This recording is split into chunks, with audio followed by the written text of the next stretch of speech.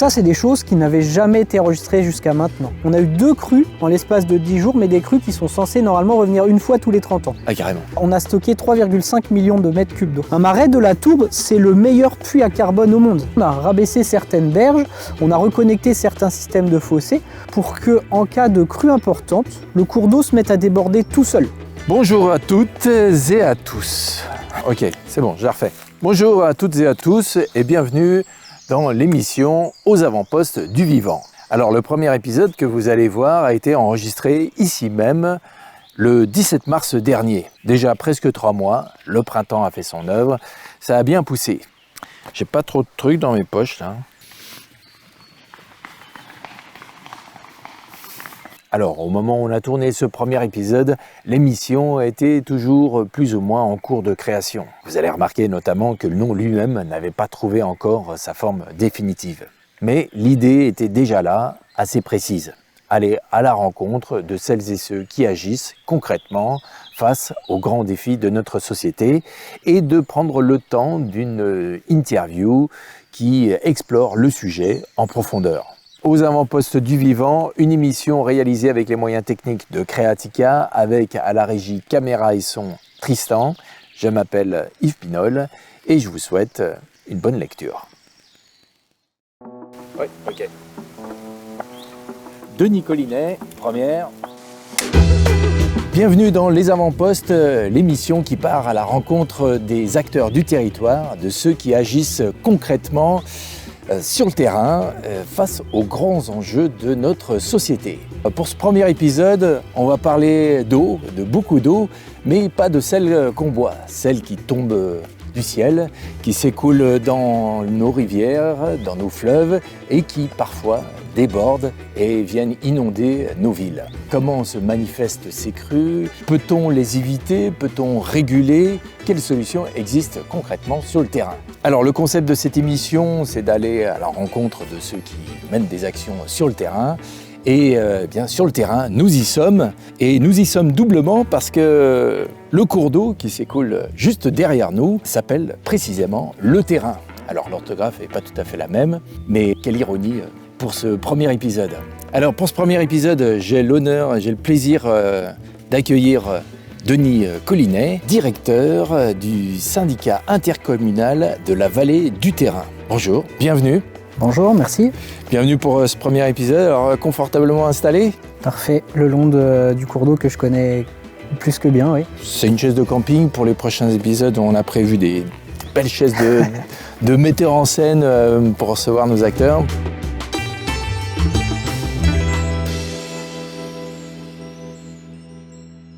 Alors, première question, le terrain s'écoule d'ailleurs sur combien de kilomètres?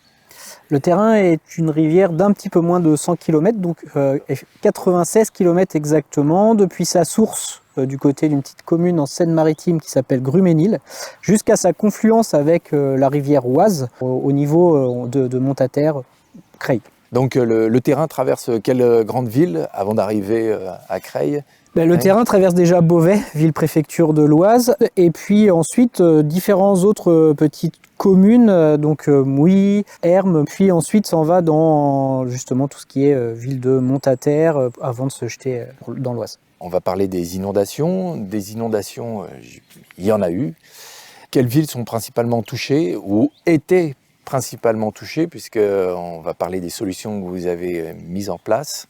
Aujourd'hui, donc des inondations, il y en a déjà eu, comme vous le dites, il y en a encore, et même spoil, il y en aura d'autres. Mais les principales villes qui ont été touchées, ça a été donc justement le secteur du Beauvaisis. Ensuite, ça a été des secteurs où les villes se sont construites littéralement sur la rivière. Donc je vous parlais tout à l'heure de Mouilly, où il y a de nombreux bras de cours d'eau, parfois certains en souterrain.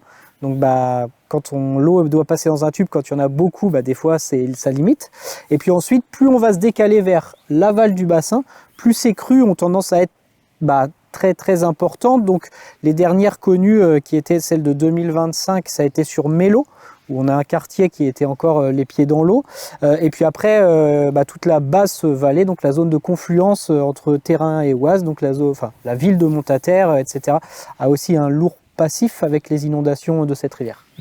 Parce que quand on parle d'inondation, qu'est-ce qu'il faut bien comprendre? C'est-à-dire c'est tout d'un coup un gros paquet d'eau qui arrive, ou enfin comment ça se manifeste par rapport au cours d'eau? Jusqu'à présent, en fait, nous on ne connaissait pas ça. Ces épisodes qu'on va plus voir en Méditerranée, où lors d'une nuit, vous allez prendre 100 mm ou 200 mm, enfin les valeurs de plusieurs mois de précipitation, tout va tomber une nuit. Ça, c'est quelque chose ici dans les Hauts-de-France et dans l'Oise, on ne connaît pas. Chez nous, les crues, c'est ce qu'on appelle des crues lentes. C'est plutôt des longues périodes de pluie qui vont saturer le sol. Et à force de pleuvoir, donc le cours d'eau va gonfler, mais surtout tous les sols étant gorgés d'eau, ils n'en veulent plus, ils se mettent donc tout à ruisseler, et c'est là que nos cours d'eau débordent en fait. Donc c'est des crues lentes qui vont prendre plusieurs semaines à arriver et qui vont prendre aussi un peu de temps à repartir. D'accord. Mais ça, c'était avant. C'était avant. Alors ça veut dire quoi maintenant? C'est-à-dire que maintenant, voilà, on a vu et on a enregistré des phénomènes qui vont plutôt être des choses comme on va retrouver sur l'arc méditerranéen, c'est-à-dire des orages qui vont amener des quantités d'eau extrêmement importantes, des cumuls de pluie qu'on va retrouver, comme je vous disais, sur 1 ou 2 mois, et des choses qui vont tomber en l'espace d'1 heure. C'est ce qu'on a vu en 2021, où il est tombé plus ou moins 100 mm d'eau. Vous imaginez une cuve de jardin, là, les cuves carrées, il est tombé ça sur chaque mètre de la ville de Beauvais. En combien de temps vous dites? 1 heure. Oh, ah oui. C'était un orage dantesque qui a créé de nombreux problèmes. Et donc ça, c'est des choses qui n'avaient jamais été enregistrées jusqu'à maintenant. Donc les crues rapides, on peut en retrouver même ici dans les Hauts-de-France et sur notre territoire. Ça, c'est précipitation à ce point-là, de mémoire, de relevé. Ça n'a jamais été enregistré jusqu'alors. Aujourd'hui, ces excès d'eau, alors soit très importants dans le cas d'inondation, mais même à l'inverse, dans le cadre de mois de sécheresse, c'est des choses sur les années écoulées, sur les dernières années, des choses qui n'ont jamais été enregistrées auparavant de mémoire de météorologues. Donc on se retrouve avec ces crues lentes, comme vous disiez, oui. Des sols gorgés d'eau, oui. Et tout d'un coup, on a en plus ces phénomènes de... C'est un peu ça, ouais. Il faut aujourd'hui prévoir, ou en tout cas adapter les territoires, vous parliez des villes, il faut adapter ces territoires à la fois à encaisser des crues qu'on va prévoir, des crues donc très lentes, mais également il faut que ces territoires deviennent de plus en plus résilients à des événements extrêmes qu'on ne connaît pas jusqu'alors, c'est-à-dire vraiment préparer les gens à avoir des montées d'eau vraiment très très rapides et de se dire comment on prévient ces gens, comment on adapte l'habitat entre guillemets à ces événements. Alors justement, venons-en à ces solutions, comment on s'adapte? Donc il existe 2 types, j'aurais tendance, d'outils qui sont ultra complémentaires. Le premier, ça va être déjà d'utiliser dans notre bassin versant et en amont de Beauvais, on a le plan d'eau du Canada, qui est une ancienne gravière alluvionnaire. Et ce plan d'eau, par sa situation géographique, donc qui est en amont vraiment du centre urbain de Beauvais, il est possible de renvoyer une partie des eaux, dès lors qu'on est sur une crue, ce qu'on appelle donc lente, il est possible de renvoyer une partie des eaux vers ce plan d'eau qui va stocker l'eau de la crue, une partie des eaux de la crue, et ainsi protéger le centre-ville de Beauvais. Une fois la crue passée, on va réouvrir ce plan d'eau du Canada et on va restituer gentiment l'eau qu'elle a stockée pour justement le redescendre et récupérer une partie, on va dire, de sa capacité d'absorption des crues. Ça, c'est un outil humain qui est complètement artificiel et qui nécessite l'intervention de l'homme pour tourner des vannes, pour ouvrir justement ce plan d'eau.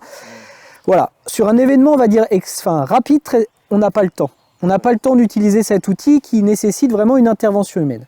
Par contre, ce qui est ultra intéressant et ce sur quoi on a énormément travaillé donc, au sein de notre syndicat, c'est restaurer les champs naturels de débordement des cours d'eau. Qu'est-ce que ça veut dire?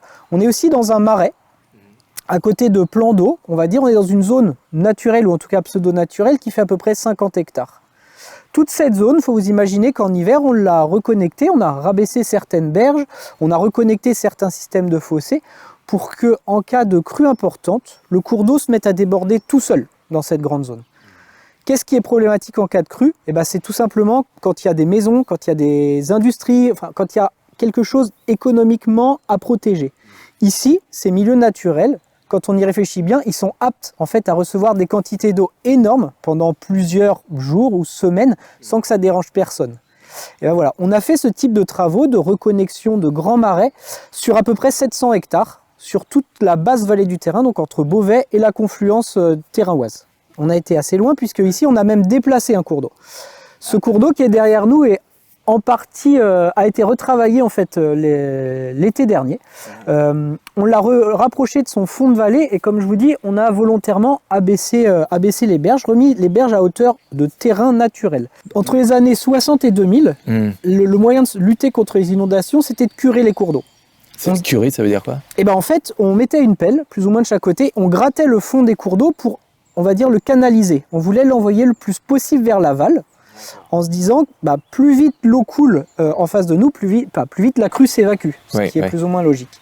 Sauf que sur les territoires les plus justement les plus en aval, qui sont très habités chez nous, dans les zones de confluence, et ben si l'Oise était haute, le terrain quand il arrivait également dans l'Oise, en fait on avait un système de frein naturel de l'eau, et en fait bah, les villes qui étaient à l'aval voyaient en fait de l'eau arriver très vite chez eux, mais le terrain ne sortait plus, en fait, ne pouvait plus s'évacuer. Et donc on aggravait le risque inondation à l'aval de notre bassin versant. Là, on a corrigé un petit peu, enfin, on a essayé de revenir à un système complètement naturel, où en fait, on laisse le terrain déborder sur chaque territoire. Dès lors qu'on est sur des espaces naturels, on se dit, bah en fait, c'est une zone qui va nous permettre de stocker l'eau, de la ralentir, et surtout, eh ben, chaque commune, chaque territoire garde une partie de son eau et en fait c'est un effort commun et on s'aperçoit que ça fonctionne extrêmement bien. Oui, c'est vrai que là on voit bien que l'eau est à fleur des berges, il y a un tournant, enfin c'est ce qu'on appelle un méandre. Ça aussi le reméandrement, c'est quelque chose que vous C'est ça, c'est quelque chose qu'on fait beaucoup. En fait, c'est juste une solution où on veut ralentir le flux de l'eau le plus possible. Et plutôt que de faire un tout droit, bah, une rivière qui va justement méandrer, donc qui va tourner, on le voit bien en fait, les courants vont venir se taper sur une berge puis sur une autre. En fait, naturellement, ça se ralentit. Ça va freiner, oui. Exactement. Oui. Donc avant, on faisait des autoroutes. Et maintenant, des grands canaux, c'est ça. Avant, la politique était de dire bah, il faut que ça coule le plus vite possible pour évacuer l'eau. Mais on s'est aperçu, mais c'est avec la réalité, on va dire, de terrain, où on s'est aperçu en fait qu'on n'était pas bon en fait sur la bonne gestion de cours d'eau. Oui, donc en fait, c'est de prendre en considération que le cours d'eau traverse des zones qui peuvent être inondées. Qui doivent être inondées. Et qui du coup doivent être inondées pour éviter... d'inonder les bourgs, les maisons, les industries, les routes, enfin tout ce qui, entre guillemets, présente un enjeu en fait. Ouais. Ici, on est sur cet espace sur lequel vous avez effectué ces travaux. Alors, vous pouvez nous donner une idée des travaux que vous avez menés ici, de l'effort que ça a dû demander? Sur cet espace, on est ici sur donc, des travaux où on a recréé donc une rivière complète. On a fait une étude qui a duré quelques années, pour vous dire vrai. Et puis ensuite, c'est des travaux qui, eux, quand on passe dans la phase opérationnelle, sont très rapides. Recréer une rivière comme celle-là au milieu d'un marais, ça a été fait en l'espace d'un petit peu moins de 2 mois. Où on recrée. C'est très rapide. Le plus long est toujours de monter le projet, de le faire accepter. Il ne faut pas oublier ici qu'on est donc chez des privés. On n'a aucune parcelle publique, donc il faut que les propriétaires soient partants, soient complètement partants dans ce projet. Et puis derrière, il faut aussi montrer à l'administration, à l'État, que ces travaux justement vont pas aggraver le risque inondation à l'aval. Donc c'est-à-dire vers les bourgs qui sont en dessous. Donc voilà, il y a ce long travail, on va dire, d'administratif.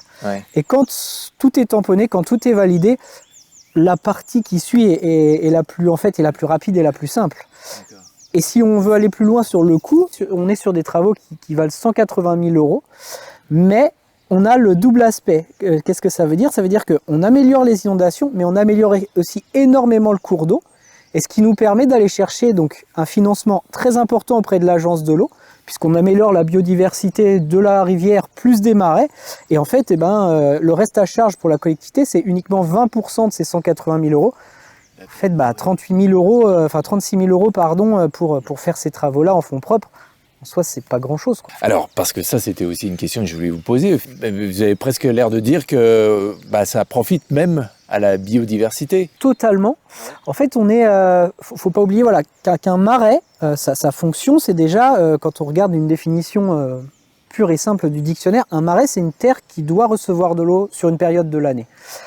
Quand on a curé, quand on a fait ces grandes campagnes de curage, en fait, on a descendu donc, le fond du cours d'eau et donc les cours d'eau avaient beaucoup plus de mal à déborder. Donc nos marais commençaient à sécher, enfin commencent d'ailleurs à sécher, et on se retrouvait plutôt vers des peuplements de bois en fait durs, vers des zones très sèches.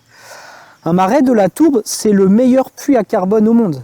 C'est-à-dire, il n'existe pas d'autre, pas meilleur en fait. Et donc remettre en route en fait cette tourbe, la réhumidifier, remettre en fonction des zones de marais qui vont profiter à une faune énorme, à plein de choses, de faune, de flore en fait. Tous ces travaux ont un bénéfice monstrueux pour justement les écosystèmes. Et puis, il ne faut pas oublier aussi que tout ce cours d'eau que vous voyez derrière vous, qui a une eau vive, on lui a recréé une pente, on a recréé des fonds qui permettent à de nombreux poissons de retrouver des supports de vie, de reproduction, etc. Donc, le gain écologique est aussi monstrueux que celui de gain sur l'inondation, en fait. Ah oui, mais c'est incroyable ça. J'imagine ça, c'est une recette qui est dupliquée sur toute la France. Enfin, c'est même une directive. Aujourd'hui, on a de plus en plus en effet de collectivités comme la mienne, donc de syndicats de cours d'eau, de bassins, qui reviennent en fait à des travaux dits de solutions fondées sur la nature. Voilà, on s'aperçoit que pendant des décennies, on a voulu, on va dire, maîtriser un peu peut-être trop les cours d'eau, scinder des méandres, les curer, les redresser, les mettre vraiment sur des...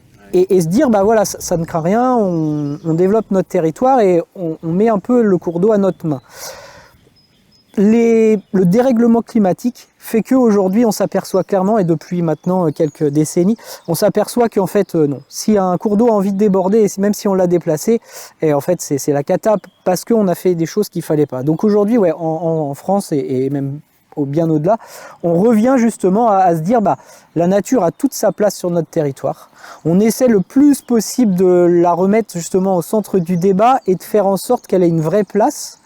Et puis, en fait, on s'aperçoit que c'est ça qui va permettre de protéger plus ou moins bien des gros à-coups, comme je vous dis, soit de très grosses sécheresses ou à l'inverse de très gros épisodes de crue. D'accord, ok. Donc c'est profitable pour l'homme, pour la biodiversité, pour nos territoires, clairement. Ouais. Justement, j'avais relevé quelques chiffres. Février 2026, le mois de février le plus arrosé depuis 1959. 2000 personnes évacuées, plus de 300 communes engagées dans des procédures de catastrophes naturelles. Il est vrai qu'en regardant la télévision, peu importe où on était, on s'apercevait voilà, que de nombreux départements, on a parlé beaucoup de Bordeaux, de tout ce qui était le secteur girondin, de même la façade justement de tout ce qui est la façade en Vendée et autres. On a vu voilà, des cours d'eau réellement réagir extrêmement fort et surtout des fleuves réagir de manière conséquente. Quand je vous disais que même en mettant tout ce qu'on peut sur notre territoire, ouais. Quand un cours d'eau, quand on arrive à bout de moyens, et ben l'eau, on ne peut pas l'arrêter. C'est-à-dire que même si on a de nombreux champs d'expansion de crues, même si on a un plan d'eau du Canada complètement vide et qui est apte à recevoir un demi-million de mètres cubes d'eau, il n'empêche que si tout est plein et qu'il continue de pleuvoir, et ben on n'arrivera pas à protéger les habitations et on en arrive à justement des évacuations de personnes et à des biens complètement sous l'eau. Malheureusement, c'est le problème. C'est là-dessus, on sait aussi que le syndicat dans lequel je suis doit travailler, c'est-à-dire avec les gens, en se disant bien comment vraiment on prépare l'habitat, comment on vous alerte suffisamment tôt pour vous préparer à recevoir de l'eau parce que peut-être qu'on est à bout de souffle et que l'eau arrive encore. Quoi. Voilà, ça c'est ultra important. Et donc, par exemple, cette région de Bordeaux que vous citiez, c'est des espaces qui pourraient être... et qu'il faudrait... Tout, je pense, était sollicité. Voilà. Ah oui. Là, on était vraiment sur une crue exceptionnelle où elle débordait déjà dans tout ce qu'il était possible de faire. Après, voilà, c'est... Et là, on passe mais vraiment... faudrait, je veux dire, mettre encore plus, faire encore plus Alors de travaux. Là, ouais, vous connaissez pas forcément. Non, déjà, je connais peu. Mais c'est surtout, après, on arrive vraiment sur des travaux où vous allez avoir des années, on va dire, d'études pour vraiment essayer de se dire quel espace on peut gagner Et est-ce qu'il n'y a pas des gens malheureusement expropriés parce qu'en fait on s'aperçoit qu'on a construit peut-être dans des zones qui ne l'étaient pas inondées mais qui par la redondance des événements va le devenir de plus en plus. Enfin voilà, il y a tout un dialogue de territoire à devoir réouvrir et puis à essayer de trouver les bonnes solutions avec les gens compétents qui sont là-bas, quoi. Alors, on parle des inondations, ça c'est les périodes où il pleut, mais arrivent, et maintenant de plus en plus, les fortes chaleurs et les sécheresses qui sont liées à ces fortes chaleurs. Et donc, est-ce qu'un cours d'eau comme ça, et est-ce que ça rentre dans vos compétences aussi et dans la gestion des cours d'eau? Le syndicat ne travaille pas sur l'aspect sécheresse, mais en fait, les travaux que l'on a pu faire justement de stockage d'eau dans ces marais participent amplement à limiter en fait ces sécheresses. Il faut vous imaginer que le sol et notamment la tourbe dans les marais, c'est une éponge. À partir du moment où vous avez réhumidifié l'éponge pendant la période hivernale, voire jusqu'au début du printemps, et ben cette éponge elle va s'essorer tout doucement pendant des mois et des mois et des mois. Et en fait, vous allez soutenir en fait le débit, l'eau qui va passer dans la rivière pendant longtemps. Et en fait, les effets justement de ces sécheresses sur les cours d'eau et sur tout ce qui vit dedans, en fait, ça va être atténué, mais vraiment de manière importante sur justement tout ça.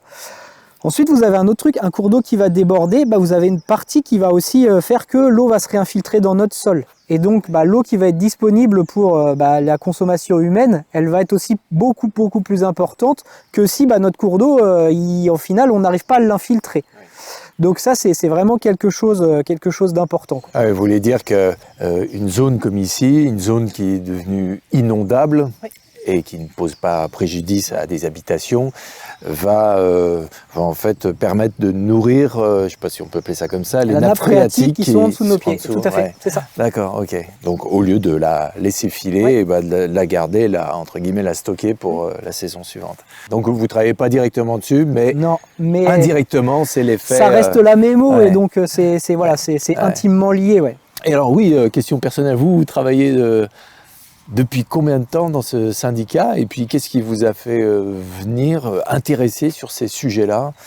C'est par la voie de l'eau ou de la biodiversité? C'est quoi votre... Moi, je travaille donc au sein de ce syndicat depuis maintenant une douzaine d'années.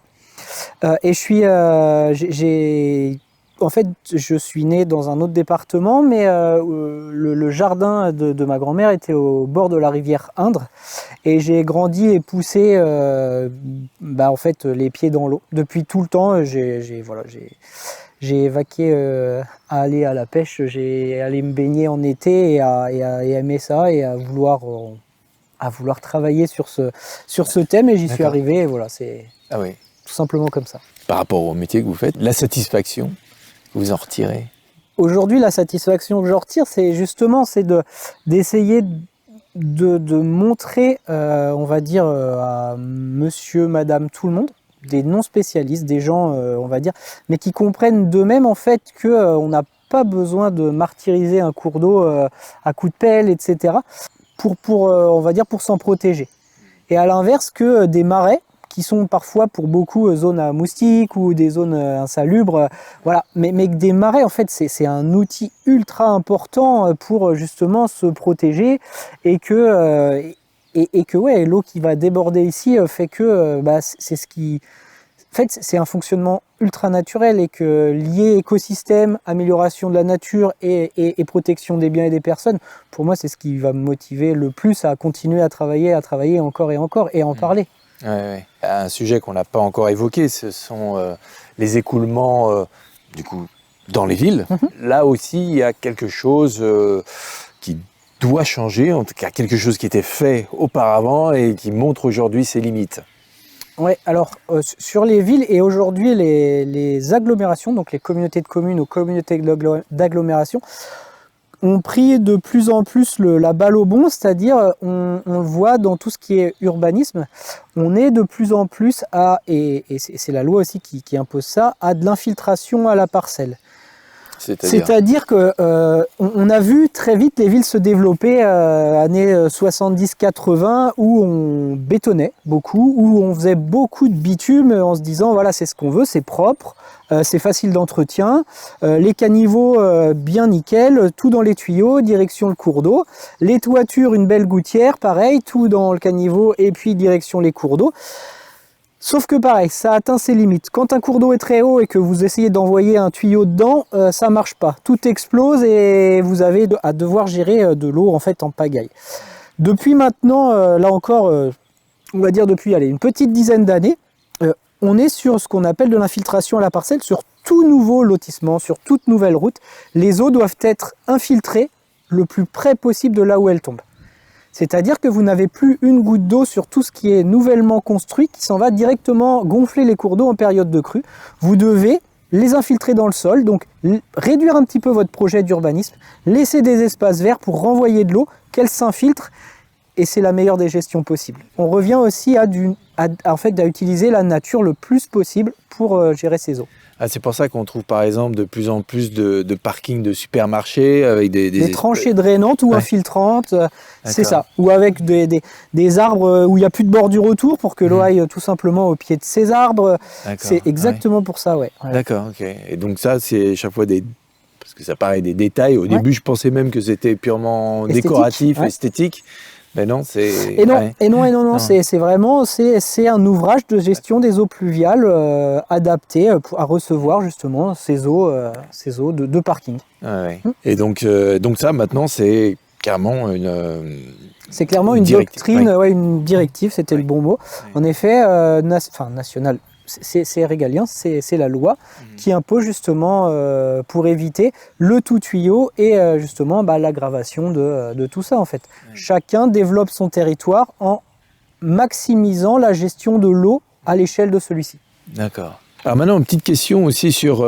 tout à l'heure, on a parlé des travaux, comment vous les meniez. Est-ce que c'est vous, globalement, généralement, qui vous dites « Ah oui, tiens, ça c'est le cours d'eau, donc on échelonne sur plusieurs années. Ici, ça serait bien de faire une zone inondable, on va contacter les élus. » Ou quelquefois, ce sont les élus qui viennent vous voir, vous appeler. En fait, il y a les deux cas de figure. Chaque syndicat sur son bassin versant qui va avoir en gestion généralement connaît a réalisé un diagnostic de celui-ci et connaît ce qui fonctionne bien ou pas. À partir de là, on va chacun établir un plan d'action, un plan de travail sur plusieurs années en se disant on va échelonner comme ça. Parfois il y a des choses qui nous sautent pas aux yeux parce qu'on n'a pas la mémoire du territoire ou parce qu'il y a un événement qui va se produire et justement qui va impacter une commune. Et donc là, c'est l'élu de lui-même qui va nous dire j'ai reçu par exemple une coulée de boue. On n'est pas sur de l'inondation de cours d'eau, mais on est vraiment sur une coulée de boue qui sort d'un champ suite à des grosses précipitations. Voilà l'axe que ça a pris. J'ai fait des photos le jour J, ça a impacté monsieur, madame, un tel, et ensuite ça a été se déverser dans le cours d'eau. Donc on a vraiment l'impact de la maison, puis derrière la dégradation du milieu. Quand c'est comme ça, réellement, on essaie de travailler avec l'élu qui nous a alertés, puis ensuite on va remonter la chaîne en fait. On va aller voir ensuite les propriétaires de là où s'est créée la coulée de boue pour essayer de trouver des solutions qui vont être acceptées. Comme je vous le dis, on est tout le temps chez du privé. Donc on n'a aucun pouvoir de police ou d'imposer quoi que ce soit.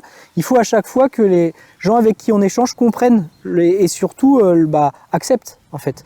C'est un peu ça en fait qui va conditionner ensuite la réalisation des travaux en fait, ou adapter les travaux en fonction de ce qui va être accepté et non.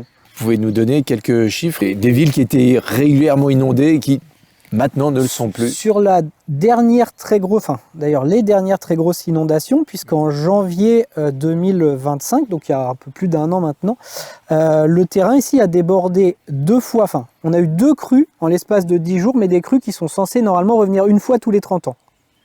Ah, carrément. Donc là, on les a eu on a eu franchement 2 crues de retour 30 ans, donc mi-janvier et fin janvier. Donc c'était un événement, on va dire, très particulier où on voyait la vallée vraiment sous l'eau, quoi. Il nous a été possible de compter un peu les volumes stockés dans les zones naturelles. On était de l'ordre de 3,5 millions de mètres cubes d'eau stockés naturellement dans les marais, dans les plans d'eau, dans certains herbages, donc dans certaines prairies, etc. Donc dans tout un tas d'espaces naturels. Et à l'inverse, Mouy n'a pas eu les pieds dans l'eau. On a eu un quartier de mélo qui a été vraiment, où il y a eu, on va dire, une vingtaine de centimètres d'eau, où on n'a pas, voilà, où l'eau s'est quand même déversée dans ce quartier. Sinon, toutes les autres communes du bassin versant n'ont pas eu, en fait, une vague d'eau qui est arrivée chez eux. Donc on est quand même sur quelque chose qui est très très fonctionnel quand on voit les volumes d'eau. Si on imagine un peu un retour en arrière où vous en avez 2 millions de mètres cubes, rien que 2 millions de mètres cubes en plus à gérer, les territoires étaient beaucoup plus, on va dire, impactés que ça, quoi. 2 millions, et là, vous avez eu, combien vous avez dit ? Là, on a stocké 3,5 millions de mètres cubes d'eau. En l'espace de 10 jours. En l'espace de plusieurs jours, c'est ça. Ouais. Ouais. L'espace du temps que la crue est passée, quoi. Ouais, c'est énorme. C'était colossal. Question maintenant, parce qu'il faut quand même en parler, de biodiversité. Parce que donc vous l'avez dit, ça profite à la biodiversité. Alors quand on parle de biodiversité, on parle de quoi exactement? Donc vous avez parlé de certaines espèces de poissons, mais j'imagine aussi de la petite faune, des insectes. C'est ça, des amphibiens, de tout ce qui peut être odonate, donc libellules et autres. En fait, c'est ça. On a la prétention chez nous, de n'avoir aucun spécialiste, et ce qui est parfait, mais que des généralistes. C'est-à-dire des gens qui peuvent parler avec un agriculteur, avec une personne, un riverain de cours d'eau, ou avec un scientifique, ou avec, voilà. Et c'est une chance parce que, justement, la biodiversité, parfois, on va être trop focus sur une espèce, et à être trop focus sur une espèce, on perd parfois des gens qui vont pas comprendre pourquoi on va dépenser des 1000 et des 100 pour une espèce en particulier, et voilà, et pas pour le reste, si je puis dire. L'avantage de tous ces travaux-là, c'est qu'ils sont vraiment profitables à tous, que ce soit l'anguille qu'on va retrouver, qui est notre seul migrateur pour l'instant dans la rivière Le Terrain, mais aussi à certaines espèces de libellules, et aussi à de la végétation en place, etc., etc. Outre les inondations, enfin la prévention des inondations, quel bienfait, quel bénéfice ça a pour les populations humaines qui vivent aux alentours? Une biodiversité, ou entre guillemets, qui fonctionne, ça va être des espèces récréatives aussi beaucoup plus importantes. La rivière aujourd'hui, elle est utilisée par les pêcheurs. Voilà, vous êtes sur un parcours de pêche où il va être quand même beaucoup plus sympa d'aller à la pêche sur des cours d'eau, on va dire, vivants, fonctionnels, avec de nombreuses caches, avec des populations en place piscicoles qui vont bien. Vous avez aussi donc le canoë qui se balade là-dessus. Vous avez des espaces où en fait il y a des chasseurs. Vous êtes aussi sur un marais qui est chassé. Vous avez une biodiversité qui va retrouver aussi des espaces de quiétude. On a recréé des îles où l'homme ne peut pas y aller. Vous avez des espaces de repos aussi pour la faune. Enfin voilà, on arrive à faire une multitude de milieu où en fait tout va pouvoir être vivant, et où l'homme va pouvoir aussi utiliser en fait ces espaces de manière récréative, quoi. Et ça, j'imagine aussi pour vous, c'est une satisfaction que de maintenir ces espaces. Ouais. Il faut, c'est nécessaire. Aujourd'hui, on s'aperçoit que la mise sous cloche d'espace, c'est parfois contre-bénéfique, en voulant trop protéger, en voulant trop suivre, c'est ce que je vous disais, certaines espèces, etc. En fait, on a un désintérêt en fait, des milieux. Moi, ici, qu'il y ait des gens qui viennent se promener, qui viennent voir, qui viennent justement, qu'on explique encore et encore à quoi servent ces marais, ça fait partie aussi du milieu, et ça va être des gens qui vont savoir expliquer en fait que oui, en hiver, par contre, on va pas y venir sur certaines périodes parce que c'est blanc d'eau, mais on sait d'où elle vient cette eau, et on sait que ça sert à ça. Donc en fait, c'est un tout qui fait que ça fonctionne comme ça. Et de toute façon, là, je sens bien dans notre conversation que une des clés, c'est la pédagogie. Enfin, c'est la transmission et la connaissance de tout cela pour mesurer l'impact et l'importance. C'est ça. Et ce qui fait partie aussi de cette pédagogie, justement, il n'y a rien de pire, surtout en période de crue, de cacher en fait l'eau. Derrière des digues, comme je vous disais, on pourrait tout gérer peut-être avec le plan du Canada, et donc les gens se croiraient en sécurité. Sauf que une des parties aussi pédagogiques, c'est que les gens voient en fait ces cours d'eau déborder et comprennent que en fait cette redondance de crue, elle fait partie en fait d'un cycle, et que oui, le cours d'eau il est vivant, et que oui, le risque inondation il est réel. Et c'est en montrant justement ces débordements vers les milieux naturels que vous aussi gardez cette espèce de culture du risque qui est très très très importante dans le collectif, pour ensuite aller expliquer aux gens, voilà, elle est encore gérée par nos marais, cette crue, mais il suffirait d'un peu plus, et bah là, il faudrait peut-être se protéger chez soi. Comment on fait et comment on commence à justement aller là-dessus, en fait. C'est vraiment un tout qu'il faut travailler. Des travaux prochainement, justement, on parlait à Beauvais. On va venir rétrécir certains cours d'eau qui ont été, donc comme je vous le disais, au fil des années, des dernières décennies, curés.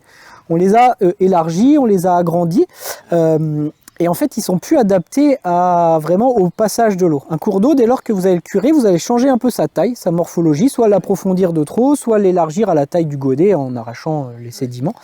Et en fait, on s'aperçoit qu'aujourd'hui, par l'arrêt des curages, tous ces cours d'eau ont plus la force de évacuer tout ce qui tombe dedans. Et donc vous avez des cours d'eau qui s'envasent, qui s'envasent, qui s'envasent. Les gens, notamment de certains quartiers de Beauvais, demandent aux élus et à nous à la même occasion, se dire quand est-ce que vous revenez curer, ça fait sale, on voit qu'il y a plein de vases, ça coule plus, etc. Donc là, on va commencer une prochaine étape qui va venir, en fait, on va venir remettre au bon gabarit les cours d'eau. Et en fait, c'est le principe d'un tuyau. À partir du moment où vous avez un débit qui doit passer, pour nettoyer ce fond de cours d'eau, on va aller le resserrer. C'est comme avec un tuyau. Quand vous voulez nettoyer vos bottes, vous laissez que le robinet est allumé, vous n'allez pas jusqu'au robinet pour resserrer, vous mettez votre doigt devant le tuyau, vous le bloquez à moitié, et là l'eau en fait a beaucoup plus de force. Et on va faire pareil avec notre cours d'eau. Aujourd'hui, des cours d'eau qui font 4 mètres, on va les réduire de moitié, vont faire 2 mètres. Vous allez concentrer le passage de l'eau au milieu, et donc ce cours d'eau va commencer à se redévaser tout seul, et en fait on va retrouver un fonctionnement ultra naturel. Donc vous voulez dire, vous allez resserrer ces cours d'eau pour créer une forme de pression pour juste réaccélérer, remettre en route en fait le système de ce qu'on voit derrière nous, d'une eau courante, qui elle-même va arracher la vase, puisque la vase c'est qu'une accumulation de végétaux, de matière en fait, et qui est très facilement transportable par un cours d'eau dès lors que le courant est là, quoi. Donc c'est l'eau qui va faire le travail. L'eau va faire le job, c'est exactement ça. Nous on va juste l'aider, le remettre au bon gabarit, et après c'est lui au fil des jours, des mois qui va se remettre à déplacer tout ça. Alors c'est pas contradictoire avec, comme vous allez le resserrer, de courir le risque l'endroit où vous allez le resserrer, il risque de déborder au moment des classes. Non, en fait, l'un des avantages ou pas, mais en fait à Beauvais, il faut s'imaginer aussi que les cours d'eau sont très souvent sous des voiries, passent donc sous des routes, passent sous des bâtiments ou des maisons, et en fait tous ces passages sont faits dans des tubes, dans des passages busés. Donc on ne peut pas avoir un afflux d'eau énorme parce qu'en fait on a des sections qui contrôlent à chaque fois nos rivières, c'est-à-dire ces tubes. L'eau, elle peut pas passer, on peut pas avoir de vagues, elle devra toujours passer dans les tubes, et en fait il suffit juste d'avoir un bon gabarit qui ressemble à ces tubes pour être certain qu'on n'aggrave pas le risque d'inondation. Donc ça, c'est les travaux que vous allez mener à Beauvais. C'est les travaux qui seront menés cette année, et après on va continuer sur d'autres travaux justement de restauration de cours d'eau, plus en amont sur des communes type mis sur terrain, où on va travailler avec des agriculteurs pour restaurer des berges, remettre en place des clôtures, des abreuvoirs propres pour que les vaches puissent aller boire dans les cours d'eau, mais ne puissent plus descendre et dégrader les berges. Enfin, il y a plein de choses avec plein d'acteurs. D'accord. Voilà. Ah oui, alors on les a pas tous cités, donc on a parlé des élus, on s'est rendu compte que c'est aussi une petite proportion parce que les cours d'eau traversent une plus grande partie du territoire privé, et il y a tout le travail avec les agriculteurs. Ouais. Et notamment avec les agriculteurs, le sujet récurrent, ça va être on a la chance d'avoir d'être un syndicat où mes collègues et moi-même, on est de terrain. C'est-à-dire on essaie le plus possible, quand c'est faisable, de faire nos projets de A à Z dès le démarrage.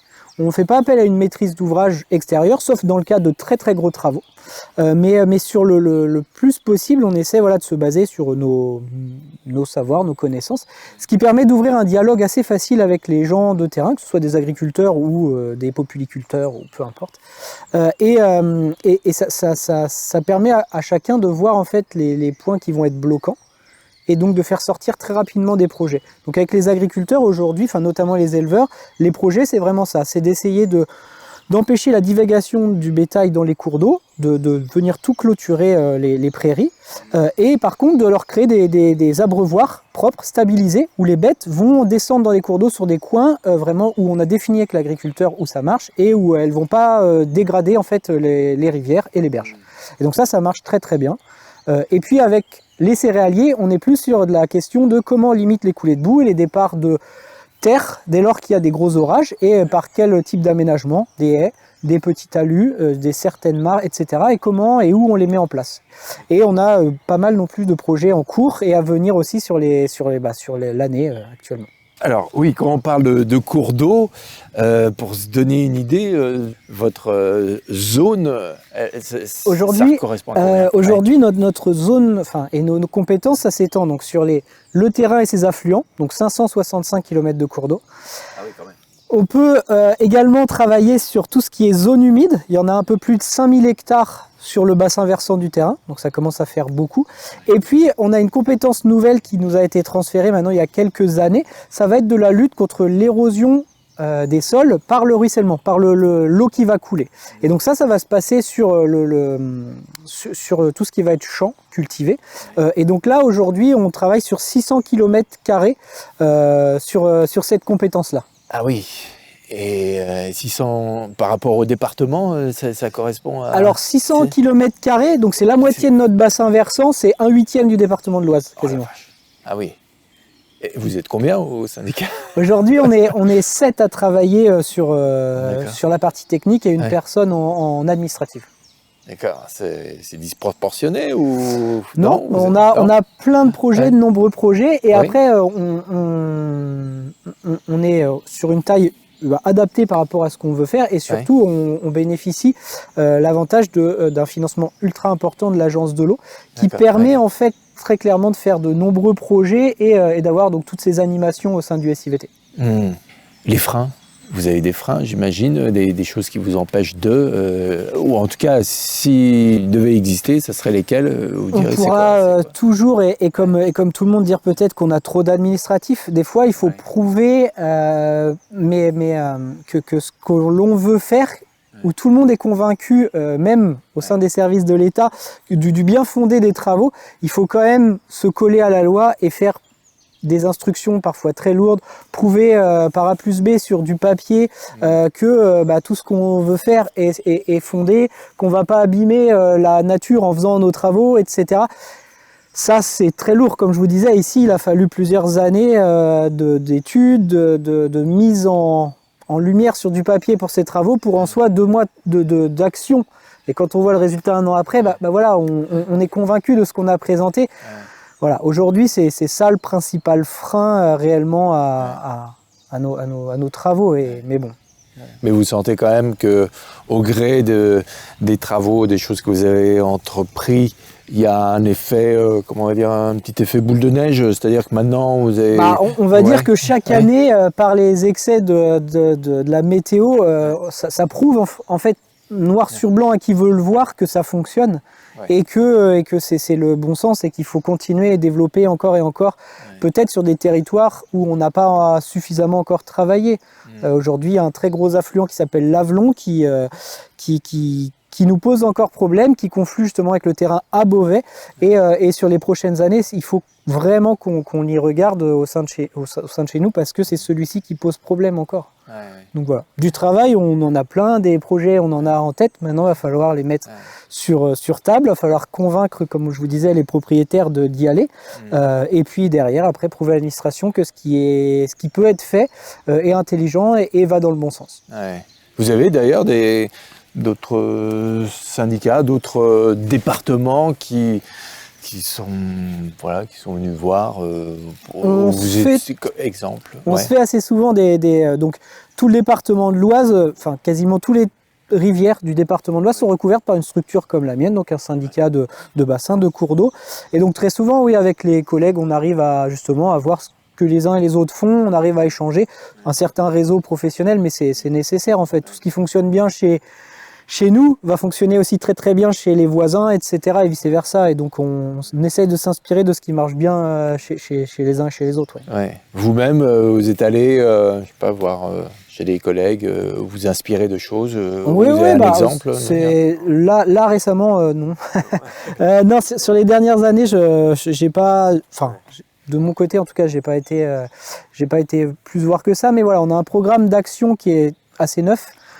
Et on va dire qu'on a encore un catalogue d'actions à mettre en place. C'est plutôt sur la façon de faire en fait, où on va appeler justement un collègue qui a déjà par exemple mis en place certaines clôtures, mis en place certains franchissements au-dessus d'un cours d'eau. On va plutôt aller voir est-ce que ce type d'équipement a été adapté, est-ce qu'il est encore en place, quelle est l'entreprise qui l'a mis en place. Voilà, c'est plutôt, on va essayer d'ajuster nos projets en fonction de ce qui a bien marché chez les uns et chez les autres en fait. Merci Denis Collinet d'avoir participé à cette première de Les Avant-Postes. Vous pouvez nous écouter sur différentes plateformes, Deezer, Spotify, YouTube. Et si vous aussi vous êtes acteur de votre territoire, si vous aussi vous avez un projet, ou en tout cas si vous menez une action qui participe au monde de demain, eh bien, écrivez-nous et ça sera avec plaisir qu'on vous accueillera sur ce fauteuil. La prochaine fois, on aura des vrais fauteuils de metteurs en scène et bien, pour parler de votre projet. Merci encore et à bientôt pour un nouvel épisode. Salut!